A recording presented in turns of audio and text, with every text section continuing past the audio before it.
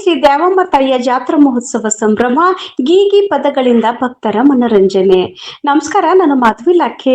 MTV ವೀಕ್ಷಕರಿಗೆ ಸ್ವಾಗತ. ಜಾತ್ರೆಯ ಎರಡನೇ ದಿನ ಗೀಗಿ ಗಾಯನ ಕಾರ್ಯಕ್ರಮಕ್ಕೆ ಭಕ್ತರ ಮೆಚ್ಚುಗೆ, ಸಾವಿರಾರು ಭಕ್ತರಿಂದ ದ್ಯಾವಮ್ಮ ತಾಯಿಯ ದರ್ಶನ.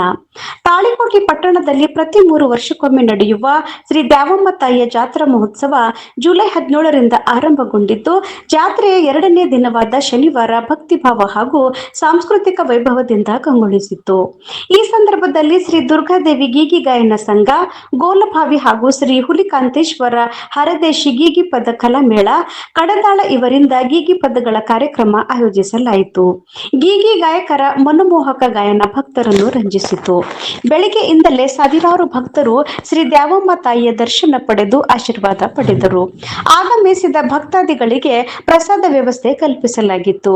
ವಿವಿಧ ಭಾಗಗಳಿಂದ ಆಗಮಿಸಿದ ಭಕ್ತರಿಗೆ ಯಾವುದೇ ತೊಂದರೆಯಾಗದಂತೆ ಜಾತ್ರಾ ಸಮಿತಿಯ ಪದಾಧಿಕಾರಿಗಳು ಅಗತ್ಯ ಸೌಲಭ್ಯಗಳನ್ನು ಒದಗಿಸಿ ಉತ್ತಮ ವ್ಯವಸ್ಥೆ ಮಾಡಿದ್ದು, ಅವರ ನಿಸ್ವಾರ್ಥ ಸೇವೆಗೆ ಭಕ್ತರು ಮೆಚ್ಚುಗೆ ವ್ಯಕ್ತಪಡಿಸಿದರು. ವರದಿ ಶ್ರೀಶೈಲ್ ಸಜ್ಜನ, ಎಂಟಿವಿ ನ್ಯೂಸ್ ಕನ್ನಡ. ನಿರಂತರ ಸುದ್ದಿ ಹಾಗೂ ಜಾಹೀರಾತುಗಳಿಗಾಗಿ ಸಂಪರ್ಕಿಸಿ 7259218640. ಧನ್ಯವಾದಗಳು. ಪರಿಸ್ಥಿತಿ ಬಂತು.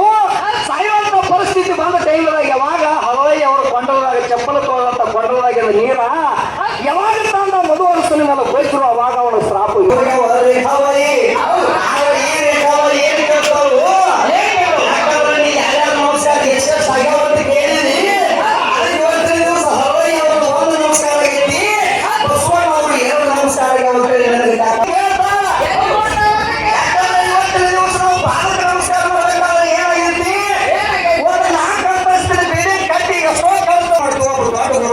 Thank you.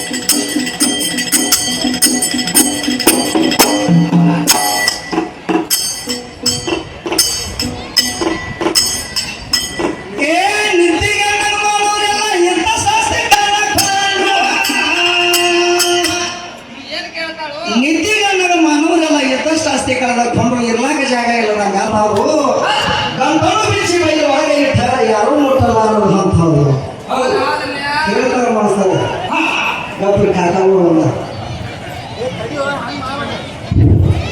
ಅದರಂತೆ ಮುತ್ತಣ್ಣ ಕುಂಬಾರ ಸಾಕಿ ಮೂಗ ಇವರಾದ್ರು ಇವ್ರ ಸಂಘಕ್ಕೆ ₹100 ಕೊಟ್ಟಿದ್ದಾರೆ ಸ್ವೀಕಾರ ಮಾಡಬೇಕು. ಯಾಕೋ ಈ ಕಾರ್ಯಕ್ರಮ ಸ್ವಲ್ಪ ಅವಸರ ಅಂತ ಅನಿಸ್ತಾ ಗೊತ್ತಿರೋ ಬಹಳ ಚರಿತ್ರೆ ಹಾಕಬೇಕು ನಮ್ಮ ಮಕ್ಕಳಾಗಿ ಮಾತಾಡ್ತೀವಿ. ಬಾಬು ಸುವಾರಿಯವರಾಗಿ ಶರಣ ಬಸಪ್ಪನವರಾಗಿ ಮಹಾತ್ಮರು ಯಾಕಂದ್ರೆ ಇವತ್ತಿನ ನಾಗದಿನ ಯಾಕಂದ್ರೆ ಈಗ 49 ವರ್ಷ ನನಗೆ ಕೇಳ್ಕೊಂತ ಬಂದಿರಿ ನನಗೆ ಆಗಿಲ್ಲ ಕೊಡೋರು ಇವರು ನೀವಲ್ಲ ವಾದ ಮಾಡೋರಷ್ಟೇ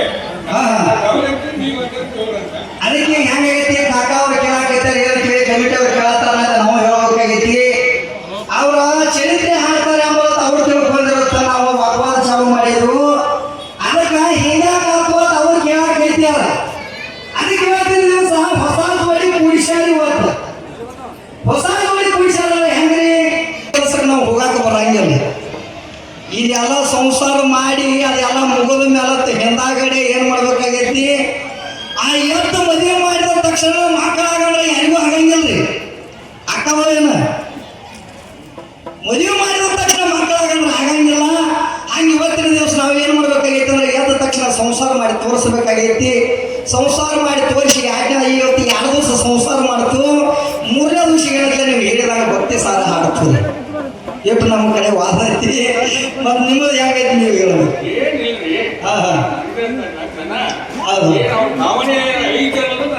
ಹೌದು ಹೌದು ಯಾಕಂದ್ರೆ ಭಾವನೆ ಅವ್ರದ್ದು ಹೆಂಗೈತೆ ಅನ್ನುವಂಥದ್ದು ಇವತ್ತಿನ ದಿವಸ ವಾಗ್ವಾದ ಅನ್ನುವಂಥದ್ದು